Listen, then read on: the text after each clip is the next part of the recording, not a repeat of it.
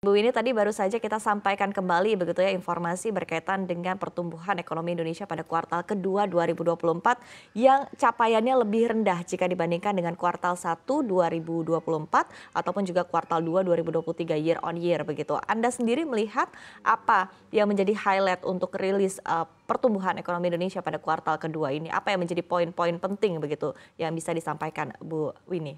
Ya, saya terkait dengan pertumbuhan ekonomi kuartal kedua 2024, saya ingin menyampaikan beberapa highlight ataupun catatan. Pertama, bahwa di tengah ketidakpastian global, ekonomi Indonesia masih mampu tumbuh di atas 5%. Ini satu pencapaian yang baik.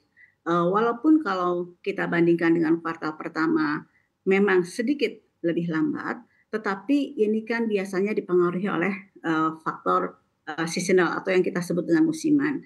Tidak mungkin bahwa pertumbuhan ekonomi itu dari kuartal ke kuartal sama ataupun uh, harus selalu lebih tinggi.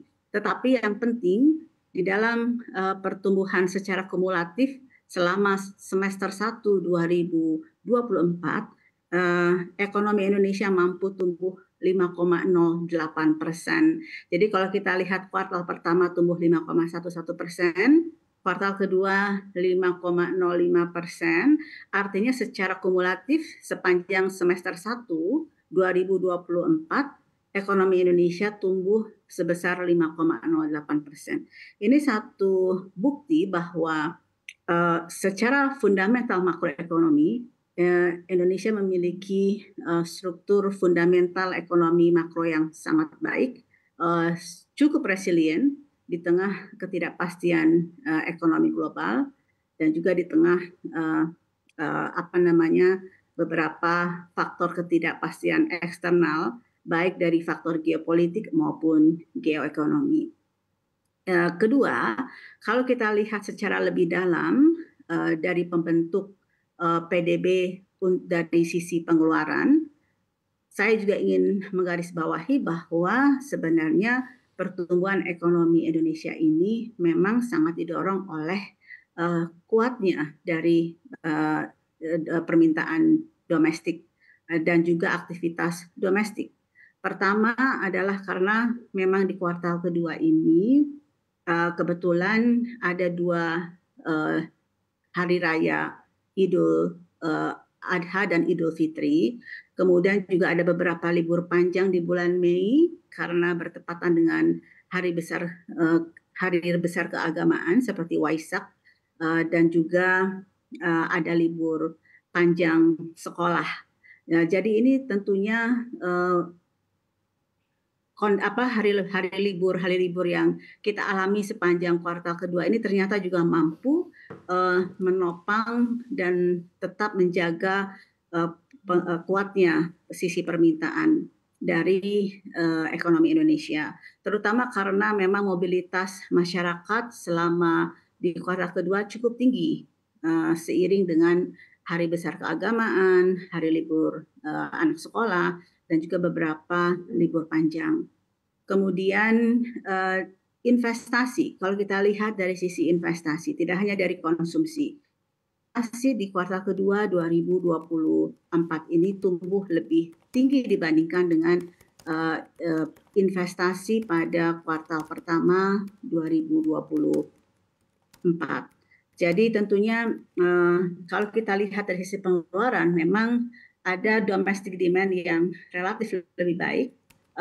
Namun demikian, yang menjadi catatan kita adalah net ekspor yang memang walaupun tetap surplus, tetapi surplusnya relatif mengecil dibandingkan dengan kuartal sebelumnya.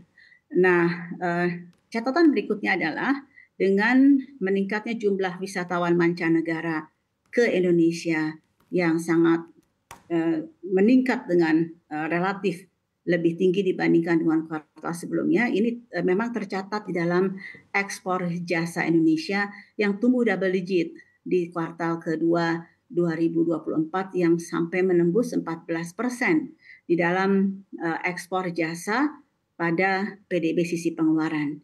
Nah, jadi saya pikir tentunya aktivitas domestik yang menjadi juga penopang pertumbuhan ekonomi di sisi pengeluaran ini tetap harus kita jaga, dan ini juga terlihat relatif memberikan bantalan yang baik untuk ekonomi Indonesia di kuartal kedua 2024. Jadi catatan saya adalah jangan dilihat bahwa ekonomi Indonesia kuartal kedua ini melemah dibandingkan kuartal pertama, tetapi mari kita lihat secara kumulatif.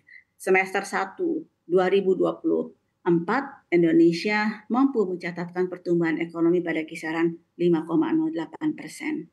Oke, baik Ibu. Tadi seperti yang Anda jabarkan begitu ketika kita ulik lagi satu persatu dari komponen pembentuk pertumbuhan ekonomi ataupun juga PDB begitu ya, kita lihat tadi dari sisi konsumsi rumah tangga. Anda juga menyebutkan ada beberapa momentum yang memang mendrive begitu ya, konsumsi rumah tangga pada kuartal kedua 2024 ini. Nah, tapi ketika kita lihat untuk angka pertumbuhannya sendiri ini masih berada di bawah 5% begitu, bahkan di 4,93%. Tapi di sisi Ya. lain Anda juga menyampaikan begitu bahwa sebetulnya domestic demand ini lebih baik. Nah, apa yang menjadi kendala ataupun juga seperti apa Anda melihat sebetulnya kemampuan dari daya beli masyarakat di kuartal kedua 2023 dilihat dari angka pertumbuhan konsumsi sendiri seperti apa, Bu Winnie? Ya. Kalau memang kita bandingkan pertumbuhan konsumsi rumah tangga kuartal kedua dengan kuartal ke-1 kan tidak melambat ya. Kalau kuartal kedua konsumsi rumah tangga itu tumbuh 4,93%, kuartal pertama tumbuh 4,91%. Dan kalau kita lihat di sepanjang tahun 2023, kalau kita cermati angka PDB tahun 2023 sepanjang tahun 2023 ini konsumsi rumah tangga tumbuh 4,82%. Artinya yang ingin saya sampaikan di sini adalah ada proses perbaikan dari pertumbuhan konsumsi rumah tangga secara gradual. Memang tidak bisa langsung membalikkan harus segera di atas 5%, tetapi yang kami catat di BPS ini adalah bahwa pemulihan konsumsi rumah tangga ini kelihatannya terjadi secara gradual.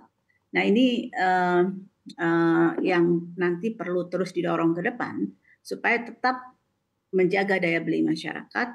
Dan kalau kita lihat dari komponen konsumsi rumah tangga mana yang menjadi penopang dari aktivitas konsumsi rumah tangga itu yang tumbuh tinggi bahkan di atas 6% adalah transportasi, restoran, dan hotel. Jadi restoran dan hotel ini konsumsi masyarakat untuk restoran dan hotel tumbuh 6,8%. Terus kemudian konsumsi masyarakat untuk transportasi dan komunikasi tumbuh 6,84%. Jadi dua komponen inilah yang kemudian memotret ternyata memang selama kuartal kedua aktivitas mobilitas masyarakat yang ditopang oleh karena banyaknya hari besar keagamaan dan libur panjang ini memberi sumbangsih terhadap spending masyarakat untuk terutama kedua komponen tadi itu.